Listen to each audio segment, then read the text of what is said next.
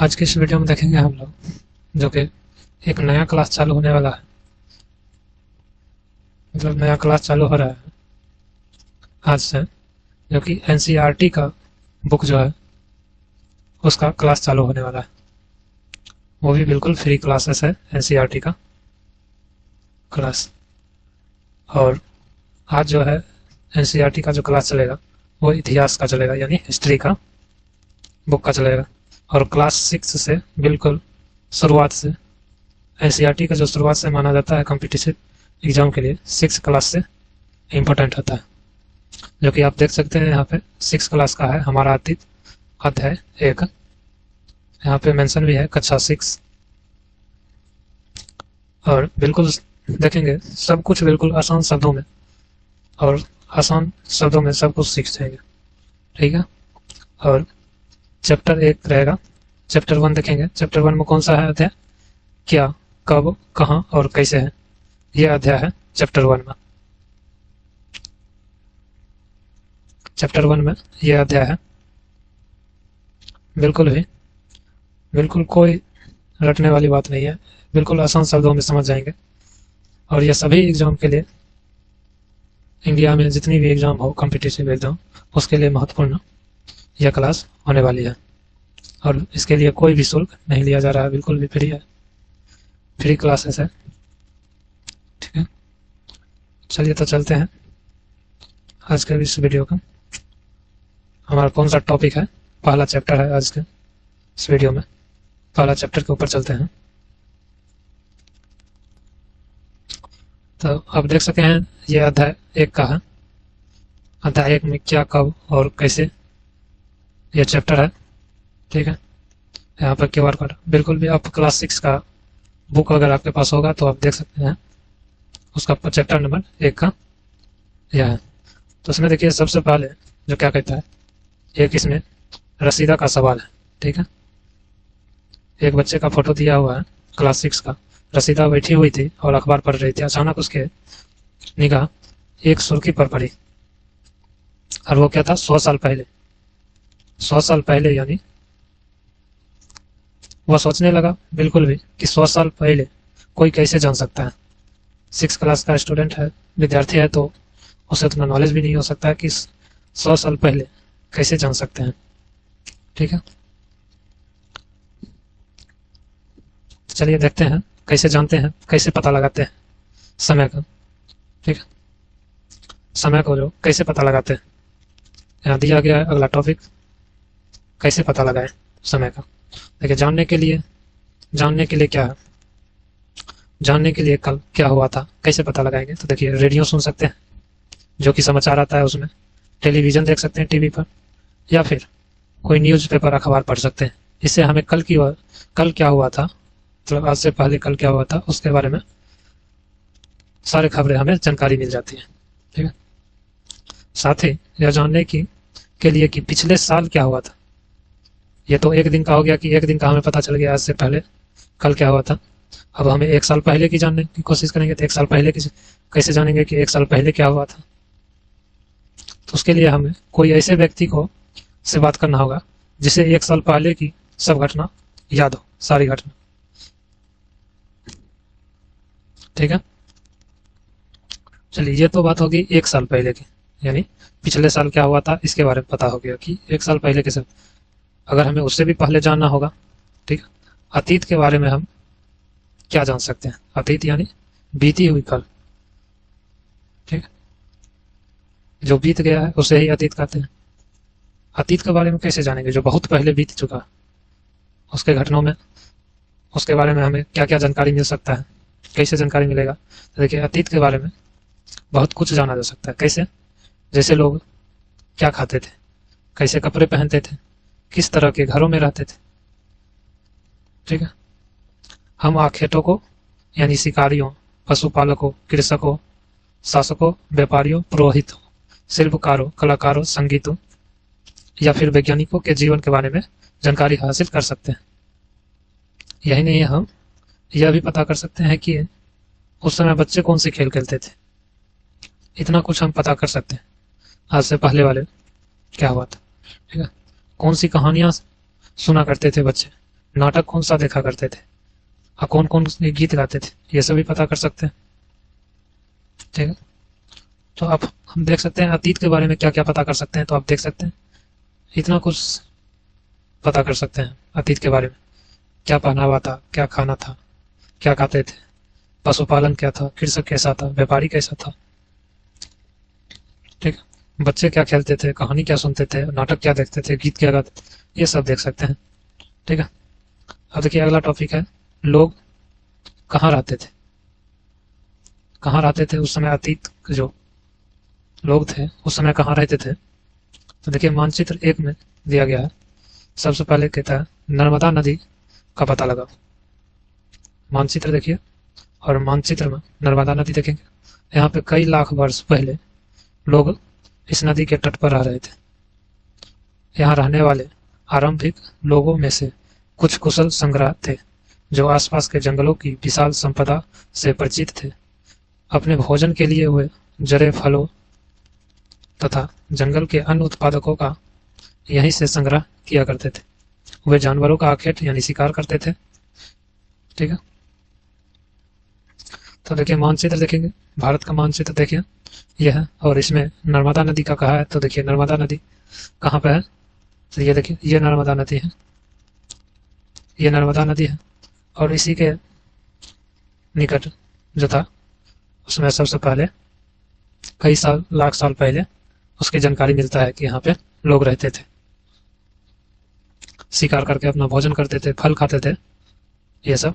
ठीक है, अगला देखिए है टॉपिक क्या, उत्तर पश्चिम की सुलेमान और किरथर पहाड़ी का पता लगाइए। देखिए इसमें क्या था, इसी क्षेत्र में कुछ ऐसे स्थान है जहाँ लगभग 8,000 वर्ष पूर्व स्त्री और पुरुष ने सबसे पहले गेहूं और जौ, सबसे पहले क्या था जी, गेहूं और जौ जैसे फसलों का उपजाना आरंभ किया था। फसल की सबसे पहले उपजा कहाँ से किया था, किरथर और सुलेमान पहाड़ी। ठीक है, किरथर और सुलेमान पहाड़ी तथा 8,000 वर्ष पूर्व गेहूं और जौ की फसलें आरंभ किया गया था। उन्होंने भेड़, बकरी और गाय, बैल जैसे पशुओं को पालतू बनाना भी शुरू कर दिया था। खेती करने के बाद बहुत सारे जानवर की भी जरूरत पड़ते हैं। ठीक है, जमीन को जोतने के लिए, ठीक है, अनाज होगा उसे ढोने के लिए, ये सब को भी जाता। तो चलिए मैप में देखिए, मैप में कहाँ है सुलेमान पहाड़ी, तो ये देखिए यहाँ पे है सुलेमान और किरथर पहाड़ी, यहाँ पे है। यहीं पे सबसे पहले जौ और गेहूं की खेती किया गया था। ठीक है, तो मैप में आप देख सकते हैं ये बिल्कुल अभी भी ये पाकिस्तान की एरिया में। ठीक है, अभी जो वर्तमान में ये पाकिस्तान के एरिया में, पाकिस्तान अफगानिस्तान के एरिया में ये चल जाता है। ठीक है, अगला आप देखिए गारो तथा मध्य भारत विंध्य पहाड़ियों पर। इसमें क्या था, ये कुछ अन्य ऐसे क्षेत्र थे जहाँ कृषि का विकास हुआ। यानी जब मानव तुरंत आ गया था तो उस समय तो आखेट था जो शिकार करके खा लेता था, और उसे कृषि का कोई भी जानकारी नहीं था, कैसे कृषि किया जाए, कैसे उपजाया जाए फसल दोबारा, कोई भी फसल कहीं से अगर खत्म हो जाता फिर उसे कैसे लगाया जाए, ये सब उसे कुछ भी नॉलेज नहीं था। जहाँ से सबसे पहले चावल उपजाया गया वह स्थान विंध्य के उत्तर में स्थित है। ठीक है, विंध्य के उत्तर में स्थित चावल की जो खेती हुआ था यहाँ पे विंध्य के, विंध्य पर्वत जो है यानी विंध्याचल पर्वत जो अभी कहते हैं उसके उत्तर में है। तो आप देख सकते हैं यहाँ पे ये विंध्याचल पर्वत यहाँ पर है। ठीक है, और इसी के उत्तर में, उत्तर तो ये हो गया, उत्तर इसी एरिया में मिलता है। और ये एरिया उपजाऊ भी होगा क्योंकि चंबल नदी इधर से करता है, गंगा, सोन, सभी नदी इधर से, सोन नदी इधर से, चारों तरफ से नदी है, ये नदी है इसमें, इसीलिए उपजाऊ भी ज्यादा है। तो चावल का जो साक्ष्य मिलता है खेती करने का यहाँ से मिलता है। ठीक है, अगला देखिए, अगला है देखिए सिंधु तथा इसकी सहायक नदियों का पता लगाइए। यहाँ पर क्या है, तो सिंधु और उसके सहायक नदी के पास क्या क्या है था वहां पे, ये चलिए जानने की कोशिश करते हैं। देखिए एक बड़ी नदी में मिल जाती है सिंधु। सहायक नदी किसे कहते हैं, सहायक नदी किसे कहते हैं, जो नदी दूसरी नदी में मिल जाए, एक बड़ी नदी में मिल जाए, उसे सहायक नदी उसका कहा जाता है। ठीक है। यहाँ पर जो है लगभग 4700 वर्ष पूर्व इन्हीं नदी के किनारे कुछ आरंभिक नगर फले फूले थे। ठीक है। गंगा व इसकी सहायक नदियों के किनारे समुद्री तटीय इलाकों में नगरों का विकास आरंभ हुआ 2500 ईसा पूर्व। गंगा और समुद्री किनारे का हुआ था 2500, और ये सिंधु नदी के जो किनारे था 4700 वर्ष पूर्व हो गया था। अब सिंधु नदी का देखिए एरिया जो है, आप यहाँ पर देख सकते हैं, ये सिंधु नदी के एरिया है। ये सिंधु नदी है, जो यहाँ पे मानसरोवर है वहां से निकलता है। ये सतलज है, और यहाँ पे रावी है, चिनाब है, और यहाँ ऊपर से झेलम नदी थे। ये सभी का संगम यहाँ पे है। इसी एरिया में जो हुआ था, कुछ नगर बसाए गए थे जो कि 4700 वर्ष पूर्व कहा जाता है। ठीक है। तो आप देख सकते हैं जहां आपको मानव के जो साक्ष्य मिल रहे हैं, सभी जगह नदी के किनारे मिलते जा रहे हैं। जहाँ पे जल का स्रोत हो वहीं पे मानव का साक्ष्य मिल रहा है। यहाँ पे देख सकते हैं नर्मदा नदी, यहाँ पर देख सकते हैं सिंधु नदी। ठीक है। जो कि सिंधु, यहाँ पे बहुत बड़ा नगर बसाया गया था सिंधु नदी के किनारे पे। वो इसी में आ जाता है ये सब, किरथर, सुलेमान पहाड़ी, ये सब एरिया आ जाता है। और गारो पहाड़ी को देखा जाए तो गारो पहाड़ी भी ब्रह्मपुत्र नदी के किनारे पे है। तो जहां भी देखिएगा मानव का, वहां पे सभी जगह देख सकते हैं नदी के किनारे ही उसके साक्ष्य मिलेंगे। अब देखिए गंगा तथा इसकी सहायक नदी सोन जो है, गंगा और इसकी सहायक नदी सोन जो है, गंगा के दक्षिण में इन नदियों के आसपास का क्षेत्र प्राचीन काल में मगध का नाम कहलाता था। प्राचीन काल में, वर्तमान में अभी बिहार में है। ठीक है। इसके शासक बहुत शक्तिशाली थे और उन्होंने विशाल राज्य की स्थापना किया था। देश के अन्य हिस्सों में भी ऐसे ही राज्य स्थापित की गई थी, जहाँ पे मगध जो था महाजनपद के नाम से उभर कर सामने आया। वैदिक काल के बाद जो देखते हैं मगध का जो काल आता है, महाजनपद का जो काल आता है, उसमें लोगों ने सदैव उपमहाद्वीप के एक हिस्से से दूसरे हिस्से तक यात्रा की। कभी कभी हिमालय जैसे ऊंचे पर्वतों, पहाड़ियों, रेगिस्तान, नदियों तथा समुद्रों के कारण यात्रा जोखिम भरी होती है, लेकिन फिर भी यात्रा उनके लिए असंभव नहीं था। इतना दिक्कतें होने के बाद भी वो कहता है असंभव नहीं था। कभी लोग काम की तलाश में इधर से उधर जाते थे, तो कभी प्राकृतिक आपदाओं के कारण प्राकृतिक आपदाएं भी आते थे, एक स्थान से दूसरे स्थान पर जाना पड़ता था। उस समय कोई साधन नहीं था बचने का। कभी कभी सेना दूसरे क्षेत्रों को विजय हासिल करने के लिए भी जाती थी। इसके अतिरिक्त व्यापारी कभी काफिले में तो कभी जहाजों में अपने साथ मूल्यवान वस्तुएं लेकर एक स्थान से दूसरे स्थान जाते थे। व्यापारी तभी तो करेंगे व्यापारी जब तक सामान नहीं लेके जाएंगे इधर से उधर, एक जगह से दूसरे जगह ले जाके दूसरे गांवों में बेचते थे। धार्मिक गुरु जो लोगों को शिक्षा और सलाह देते थे। धार्मिक गुरु का काम क्या था? शिक्षा और सलाह देना। शिक्षा देना उस समय धार्मिक गुरु का काम था। एक गांव से दूसरे गांव तथा एक कस्बे से दूसरे कस्बे जाया करते थे धार्मिक गुरु जो थे। कुछ लोग नए रोचक स्थानों को खोजने की चाह में उत्सुकता भी यात्रा करते थे। शुरुआत में मानव के पास देख सकते हैं कि वो पूरे दिन तो खाना के तलाश में रहते थे। जब कृषि का विकास हुआ तो कृषि का विकास होने के बाद मानव के पास समय भी मिलने लगा। समय मिलने के साथ साथ वो तब उसके बाद वो जो कृषि करता था उससे अनाज जो उपजाता था उसका व्यापार भी करने लगा। व्यापार करने के धीरे धीरे उसके पास समय भी मिलने लगा, तो और भी जगह को खोजने के लिए इधर से उधर जाते थे। सभी यात्रियों से लोगों को एक दूसरे के विचार जानने की अवसर मिला था। नए नए लोग से मिलना, नया नया विचार सुनना, क्या कैसे कौन क्या कर रहा है। तो आप इसमें देख सकते हैं गंगा और सोन नदी का मगध का लोकेशन देख लेते हैं। मगध का जो स्थल है, देखिए ये गंगा नदी है। ठीक है। ये गंगा नदी है। मगध जो है यहीं पे था, झारखंड और बिहार के क्षेत्र का मगध यहाँ पे था। ठीक है,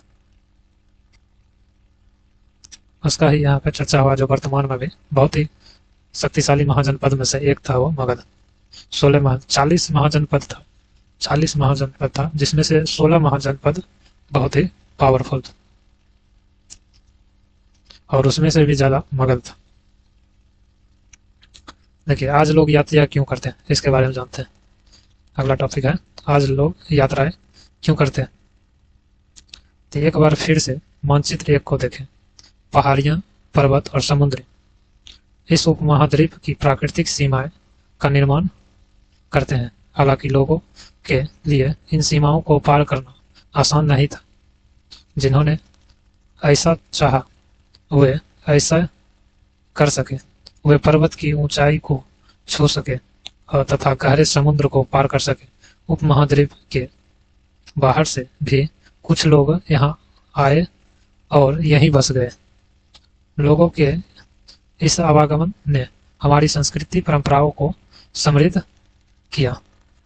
कई सौ वर्षों से लोग पत्थरों को तराशने, संगीत रचने और यहाँ तक कि भोजन बनाने के नए तरीकों के बारे में एक दूसरे के विचारों को अपनाते रहे। ठीक है, इतना देखिए, भारत का नक्शा आप देख सकते हैं। भारत का नक्शा देखिए, ऊपर में जो ये जो है एरिया, ये जो एरिया है पूरा, ये ऐसे करके पूरा ये हिमालय का पर्वत उससे घिरा हुआ था। इधर नदी था। ठीक है, यह हिमालय का पर्वत दुनिया का सबसे बड़ा ऊंचा पर्वत माना जाता है यहीं पे। और ये देख सकते हैं बंगाल की खाड़ी, इधर अरब सागर समुद्री इलाका हो गया, ये नीचे हिंद महासागर, 3 सागरों से घेरा है, और ऊपर हिमालय। इधर नदी देख सकते हैं, रेगिस्तान, थार मरुस्थल था। इतना कठिन रहने के बावजूद भी यहाँ पे लोग बाहर जाया करते थे, यहाँ से बाहर जाया करते थे। समझ गए, इतना कठिन ये स्थान होने के बावजूद भी यहाँ पे लोग आया जाया करते थे। ठीक है, पत्थर को तराशने, कौन सा पत्थर कीमती है, संगीत रचने के लिए, संगीत का विकास, भोजन बनाने के लिए, खाना बनाने के नए तरीकों को ढूंढ रहे थे। और जो दूसरे लोग आते थे वहीं पे बस जाते थे, तो उससे संस्कृति में भी, यहाँ की संस्कृति और उसकी कल्चर दोनों में मिक्सअप हो जाता था। चलिए देखिए, अगला टॉपिक है देश का नाम कैसे पड़ा। चलिए हम लोग जानते हैं आज इसमें देश का नाम कैसे पड़ा। अपने देश के लिए हम इंडिया तथा भारत जैसे नामों का प्रयोग करते हैं। इंडिया शब्द इंडस से निकला है, जिसे संस्कृत में सिंधु कहा जाता है। संस्कृत में सिंधु कहा जाता है, और यही सिंधु का इंग्लिश में इंडस कहा जाता है। ठीक, जैसे सिंधु घाटी सभ्यता भी जानते हैं, वहीं पे था सिंधु नगरी, इंडस वैली सिविलाइजेशन जिसे कहते हैं इंग्लिश में, उसी का इंडस है, और इंडस से इंडिया हो गया। ठीक है, देखिए अपने एटलस में ईरान और यूनान का पता लगा। अगर विश्व में आप देखेंगे तो उसमें ईरान और यूनान देखेगा। लगभग 2500 वर्ष पूर्व उत्तर पश्चिम की ओर से आने वाले ईरानियों और यूनानियों ने सिंधु को हिंदुस अथवा इंदोस और इस नदी के पूर्व में स्थित भूमि प्रदेश को इंडिया कहा। मतलब वहाँ ईरानी जो यहाँ पे आते थे व्यापार के लिए, भारत व्यापार के लिए जो आते थे ईरान से और यूनान से, सिंधु को उसने हिंदुस कहा। सिंधु से नहीं कहा जाता था, हिंदुस कहा, हिंदुस अथवा इंदुस का। और इस नदी के पूर्व, उस नदी के इंदुस नदी के बाद वाला जो एरिया था, क्षेत्र था, उसे इंडिया का कहने लगा। भारत नाम का प्रयोग उत्तर पश्चिम में रहने वाले लोगों के एक समूह, भारत नाम जो था, भारत कैसे पड़ा, भारत नाम जो था उत्तर पश्चिम के रहने वाले लोगों के लिए किया जाता था। उत्तर पश्चिम लोगों का इस समूह का उल्लेख संस्कृत की आरंभिक लगभग 3500 वर्ष पुरानी कृति ऋग्वेद में भी मिलता है। बाद में इसका प्रयोग देश के लिए होने लगा। ऋग्वेद में भी मिलता है। मैप का देखें, ये जो एरिया है उत्तर पश्चिम का एरिया, यहाँ के लोग को भरत कहा जाता था, और ये इसका साक्ष्य मिलता है ऋग्वेद में भी। ठीक है, ऋग्वेद में भी मिलता है इसका साक्ष्य, और इसी के नाम पर पूरा भारत कहा जाने लगा जैसे जैसे समय बीतता गया, उसी के नाम पर। देखें तो नाम आप देख सकते हैं, नाम कैसे पड़ गया, देश का नाम कैसे पड़ा, इंडिया और भारत। और संविधान में भी जो है चर्चा है, इंडिया और भारत का चर्चा है, ना कि हिंदुस्तान का चर्चा है। ठीक है, यही दो शब्द का चर्चा है संविधान में भी। चलिए अगला टॉपिक देखते हैं। अगला टॉपिक है अतीत के बारे में कैसे जाने। अतीत के बारे में कैसे जाने, ठीक है। तो कई तरह से प्राप्त कर सकते हैं अतीत की जानकारी। जैसे इसमें से एक तरीका अतीत में लिखी गई पुस्तकों को ढूंढना होता है। ढूंढो यानी कोई अतीत से पीछे से कोई पुस्तक लिख के गया हो तो उसे ढूंढ कर पढ़िए। पुस्तकें हाथ से लिखी होने के कारण उसे पांडुलिपि कहा जाने लगा। यानी कंप्यूटराइज आजकल, आज तो जमाना में कंप्यूटराइज आ गया, लेकिन उस समय तो ये था नहीं, व्यवस्था तो नहीं था, तो लोग हाथ से ही लिखा करते थे पांडुलिपि। कैसे लिखा करते हैं, यहाँ पे आप देख सकते हैं ये पांडुलिपि कैसे लिखा जाता। पेड़ को जो छाल होता था, पेड़ के छाल के ऊपर आप देख सकते हैं, ये पेड़ की छाल है, उसके ऊपर लिखा करते थे, पेड़ के छाल के ऊपर। उससे भी पहले प्रयोग होता था पत्ते के ऊपर, तार का पत्ता का ऊपर। ठीक है, तो हाथ से लिखा होने के कारण ही उसे पांडुलिपि कहा जाता। पुस्तक जो था हाथ से लिखे होने के कारण ही पुस्तक है। अंग्रेजी में पांडुलिपि के लिए प्रयुक्त होने वाला मैन्यूक्रिएट शब्द लैटिन शब्द में मेनू, जिसका अर्थ हाथ है। लैटिन शब्द में मेनू है जिसका अर्थ है हाथ, हाथ से निकला। यह पांडुलिपि प्रायतः तारपत्रों अथवा हिमालय क्षेत्र में उगने वाले भुर्ज नामक पेड़ की छाल हुआ करते थे। कौन सी पेड़ का होता था, भुर्ज नामक जो पेड़ होता था उसी के छाल पर लिखा जाता था, या फिर तारपत्रों पर या तो भुर्ज नामक पेड़ के छाल के ऊपर तैयार कर भोजपत्र पर लिखी जाती थी, या फिर भोजपत्र, जो कि आजकल भोज खाते थे, अब तो वो भी बंद हो गया है, भोज भी उस पर नहीं चलता, उस पर लिखा जाता था भोजपत्र। देखिए इतने वर्षों में इनमें से कई पांडुलिपियां को कीड़ों ने खा लिया था तथा कुछ नष्ट कर दी गई। फिर भी ऐसी कई पांडुलिपि आज भी उपलब्ध है। प्रायः पांडुलिपियां मंदिरों और बिराहों से प्राप्त होती हैं। पांडुलिपि कहाँ पे मिला था, मंदिर और बिराहों से प्राप्त हुआ था। इन पुस्तकों में धार्मिक मान्यताओं, व्यवहारों, राजाओं के जीवन, औषधियों तथा विज्ञान आदि सभी प्रकार के विषयों की चर्चा मिलती है। इनके अतिरिक्त हमारे यहाँ महाकाव्य, कविताएं, नाटक भी उसमें लिखा हुआ है। इनमें से कई संस्कृत में लिखे हुए मिलते हैं, जबकि अन्य प्राकृतिक तथा तमिल में है। प्राकृतिक भाषा का प्रयोग आम लोग करते थे।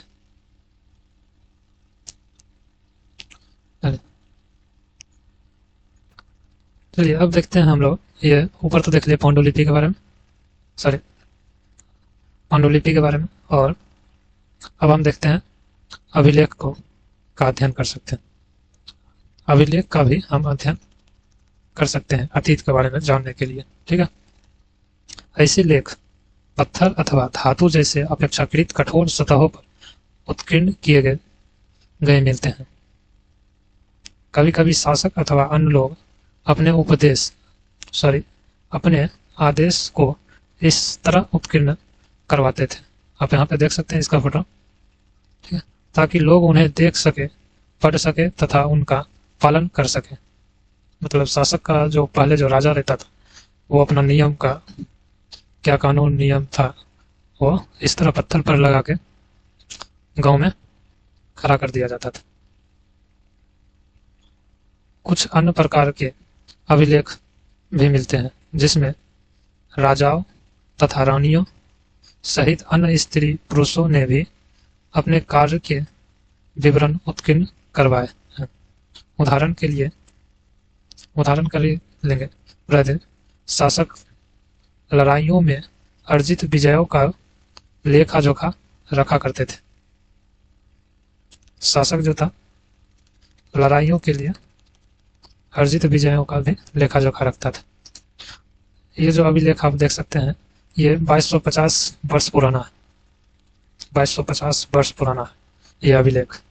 ये अफगानिस्तान के गंधार से मिला है और ये अभिलेख जो लिखवाया था सम्राट अशोक जो था मगध का, मौर्य साम्राज्य का जो था सम्राट अशोक ने इस पर संदेश लिखवाया था वो अपना। इसमें 2 भाषा में लिखा गया है, यूनानी और अराइमेक, 2 भाषा में लिखा गया है अशोक का संदेश। ठीक,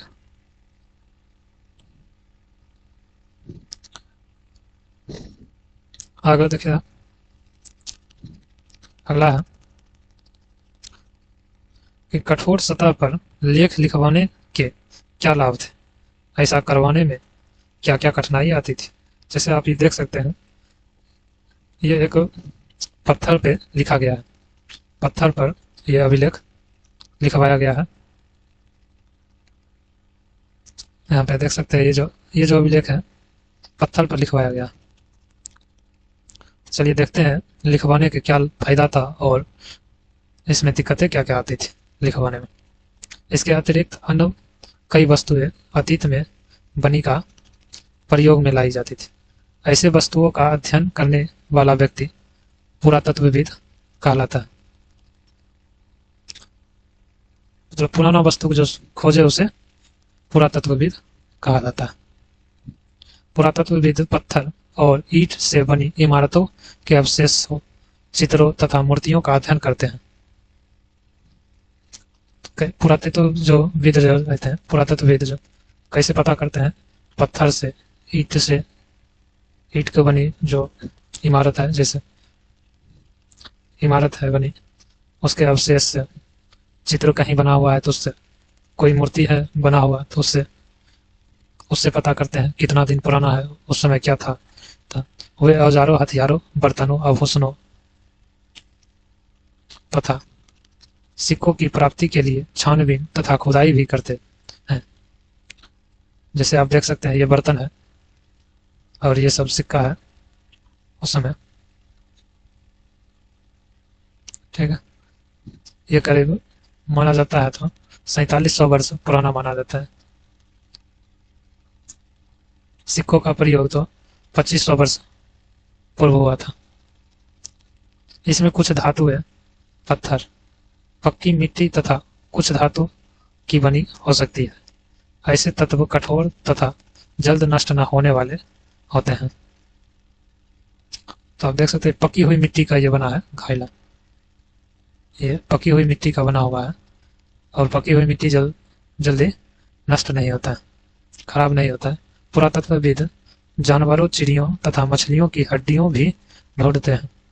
पुराना जमाना में कौन कौन सी हड्डी था, कौन कौन सी मछली थी, कौन कौन सी जानवर था उस समय, उसे भी पता करता है कि कौन कौन सा उस समय जानवर का प्रयोग किया करता था मानव द्वारा, कौन कौन सा चिड़िया था, मछली कौन कौन सा था। इसमें उन्हें यह जानने में भी मदद मिलती है कि अतीत में लोग क्या खाते थे। वनस्पतियों के अवशेष बहुत मुश्किल से बच पाते हैं।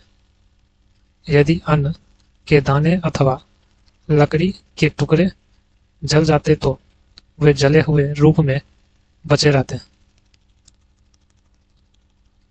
ठीक है, पुरातत्वविदों को बहुधा कपड़ों के अवशेष मिलते होंगे। आगे देखिए कहता अवशेष किसका, कपड़ों के अवशेष मिलते होंगे। पांडुलिपि, अभिलेख तथा पुरातत्व से ज्ञात जानकारियों के लिए इतिहासकार जो है स्रोत शब्द का प्रयोग करते हैं। इससे जो जानकारी जो मिलता है, पांडुलिपि, अभिलेख, पुरातत्व जो सामान जो होता है, वो सबसे जो जानकारी हमें मिलता है उसे क्या कहते हैं? इतिहास का स्रोत कहते हैं। उस शब्द का, स्रोत शब्द का इस्तेमाल प्रयोग करते हैं। इतिहासकार उन्हें कहते हैं जो अतीत का अध्ययन करते हैं। स्रोत के प्राप्त होते ही अतीत के बारे में पढ़ना बहुत रोचक हो जाता है।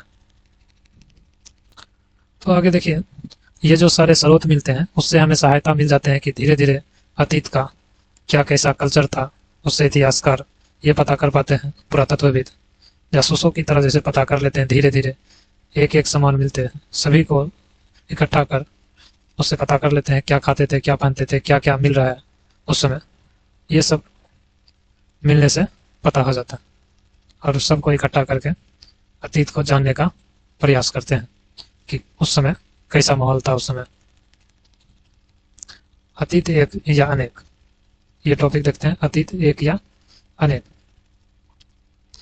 क्या तुमने इस पुस्तक के शीर्षक हमारे अतीत पर ध्यान दिया है? यहाँ अतीत शब्द का प्रयोग बहुवचन के रूप में किया गया।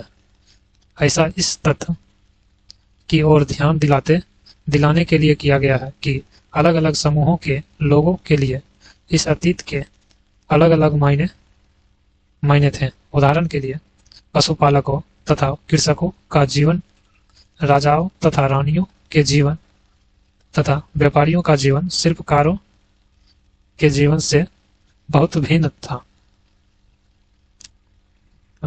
अतीत का तो अध्ययन में सभी आ जाएंगे, लेकिन सबका जो जीवन था, सबका अलग अलग, राजा का अलग हो सकता है जीवन, जो पशुपालन करता होगा उसका जीवन अलग रहता होगा, ठीक है, और जो व्यापारी था उसका जीवन अलग हो सकता है। कोई ज्यादा गरीब होगा, कोई थोड़ा गरीब, कोई अमीर होगा, खूब अमीर होगा, किसी के पास खूब ज्यादा हो सकता है।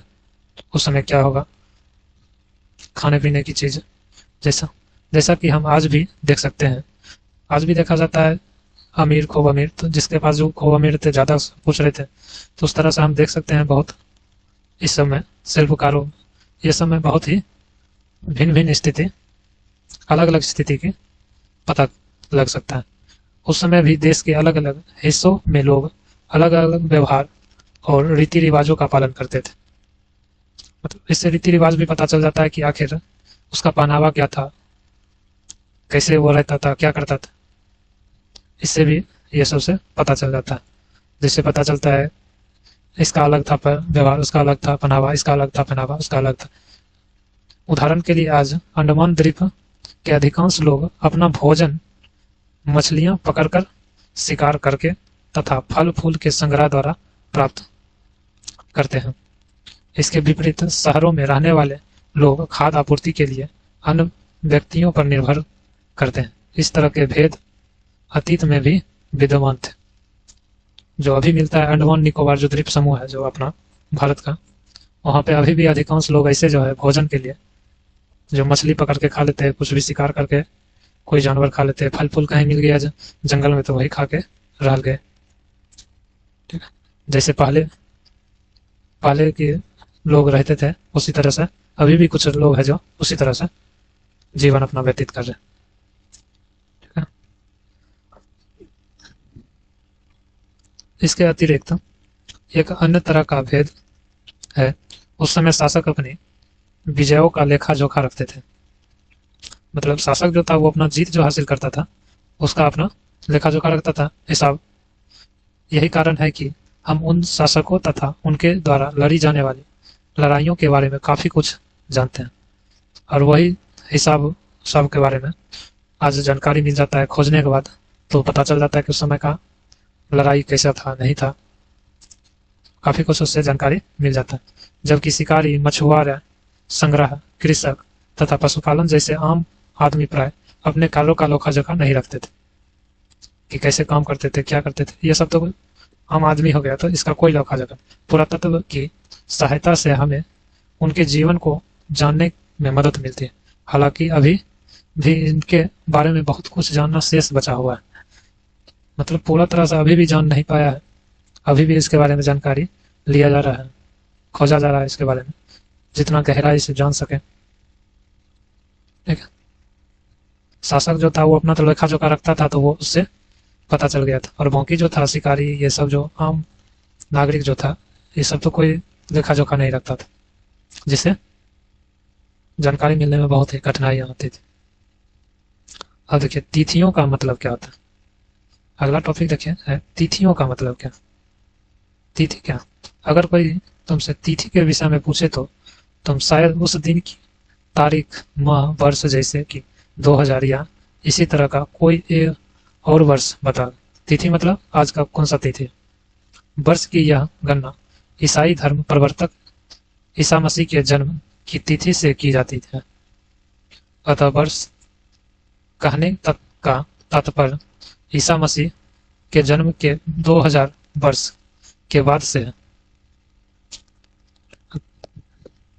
2000 वर्ष कहने का तात्पर्य यह है कि जैसे आज का हम जानेंगे, आज का जानेंगे कि 2000 अभी चल रहा है, 2025 चल रहा है, तो इसका क्या मतलब हो गया कि ईसा मसीह का जो जन्म हुआ था, ठीक है, उससे 2000 वर्ष आगे 2025 हो गया है। यानी ईसा मसीह का जन्म 0 हो गया, तो 0 से 2025 वर्ष, यानी ईसा मसीह के जन्म हुए 2025 वर्ष हो गया। ईसा मसीह के जन्म के पूर्व की सभी तिथियों ईसा पूर्व के नाम से जानते हैं, इस रूप में जानी जाती है। इस पुस्तक में हम 2000 को अपना आरंभिक बिंदु मानते हुए वर्तमान से पूर्व की तिथियों का उल्लेख करेंगे।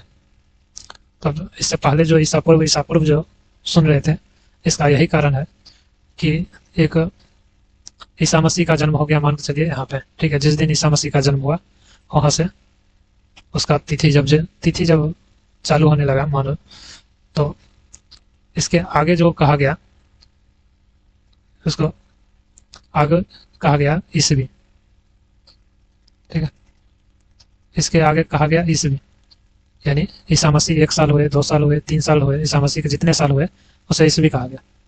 और जो ईसा मसीह के जन्म से पहले जो वर्ष बीत गया उसका कैसा करेंगे, तो उसे कहा गया ईसा पूर्व, यानी 1 ईसा पूर्व, 2 ईसा पूर्व, 3 ईसा पूर्व, उसी तरह 500 ईसा पूर्व, 583 ईसा पूर्व, जैसे गौतम बुद्ध का जन्म हुआ 583 ईसा पूर्व, मृत्यु हुआ 483 ईसा पूर्व, 483, 500, उसी तरह से जितना मतलब इधर ईसा पूर्व, ईसा से जितना पीछे जाएगा, जितना ज्यादा संख्या जाएगा उतना ज्यादा दिन होगा, ठीक है, उतना पीछे चलते जाएगा, वर्ष पीछे जाते जाएंगे। और इससे आगे जितना जाएंगे, ईसा मसीह का जन्म हुआ 1 वर्ष हो गया, ईसा मसीह 2 वर्ष हो गया, 3 वर्ष हो गया, 4 वर्ष हो गया, जितना उम्र होते जाएगा ईसा मसीह का वर्ष, अभी मान के चलिए तो 2025 वर्ष हो गया ईसा मसीह का जन्म हुए। इस तरह से तिथि का वर्ष तय किया गया कैलेंडर का। तो देखिए इतिहास और तिथियों के बारे में दिया गया। अंग्रेजी में बीसी जो लिखा जाता है, बिफोर क्राइस्ट, बीसी, और हिंदी में ईसा पूर्व लिखा जाता है, मतलब ईसा मसीह के पूर्व, पहले का तात्पर्य है बिफोर क्राइस्ट, ईसा पूर्व होता है। कभी कभी तिथियों से पहले एडी लिखा रहता है, तो इससे पहले यह हो गया बीसी, इसके बाद मान के चलिए यह हो गया एडी,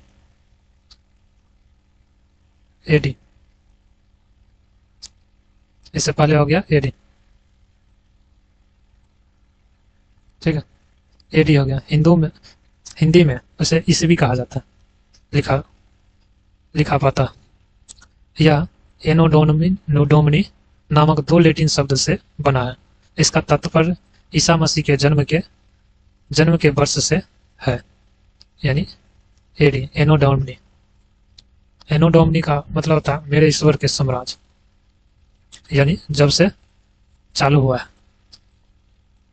ठीक है, इसे एडी कहा जाता है। यानी अभी कौन सा चल रहा है वर्ष, 2025 कहेंगे, 2025 एडी कहेंगे,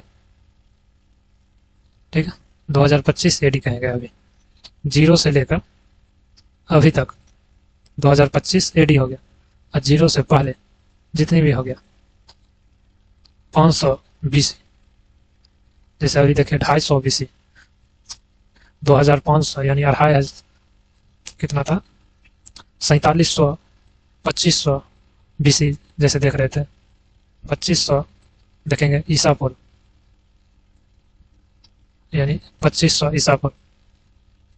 अगर कोई पूछेगा 2500 ईसा पूर्व आज से कितना वर्ष हो गया, तो 2500 ये हो गया, जोड़ लीजिए, और 2500 2025 ये जोड़ लीजिए, कुल मिलाकर हो गया 4525 वर्ष हो गया आज से पहले। इसका मतलब ये हो गया।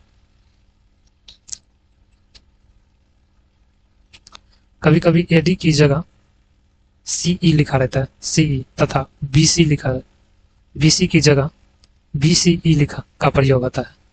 CE अक्षरों का प्रयोग कॉमन एरा के लिए किया जाता है तथा BCE को बिफोर कॉमन एरा के लिए होता है।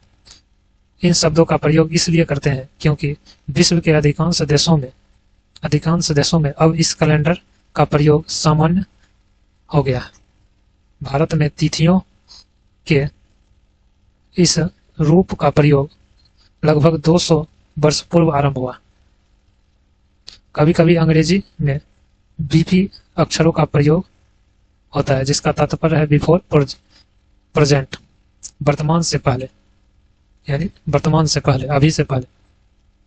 पृष्ठ 3 पर 2 तिथियां, उनका पता लगाइए। इनके लिए किस अक्षर समूह का प्रयोग करेंगे?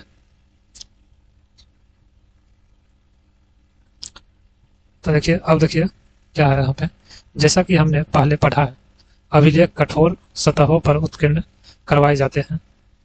इनमें से कई अभिलेख कई 100 वर्ष पूर्व लिखे गए थे। सभी अभिलेखों में लिपियां और भाषाओं का प्रयोग हुआ। समय के साथ साथ अभिलेखों में प्रयोग भाषाओं तथा लिपियों में बहुत बदलाव आ चुका है।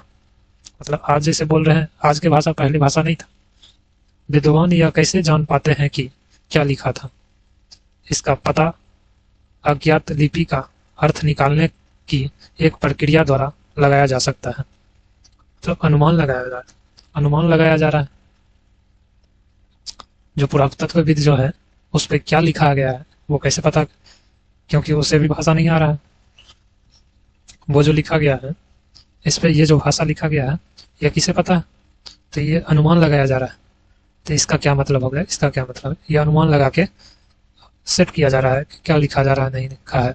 इस प्रकार से अज्ञात लिपि को जानने की एक प्रसिद्ध कहानी उत्तरी अफ्रीकी देश मिस्र से मिलती है। लगभग 500 वर्ष पूर्व यहाँ राजा रानी रहते थे। जैसे देखिए, ऐसे बना दिया डब्बा, तो इसका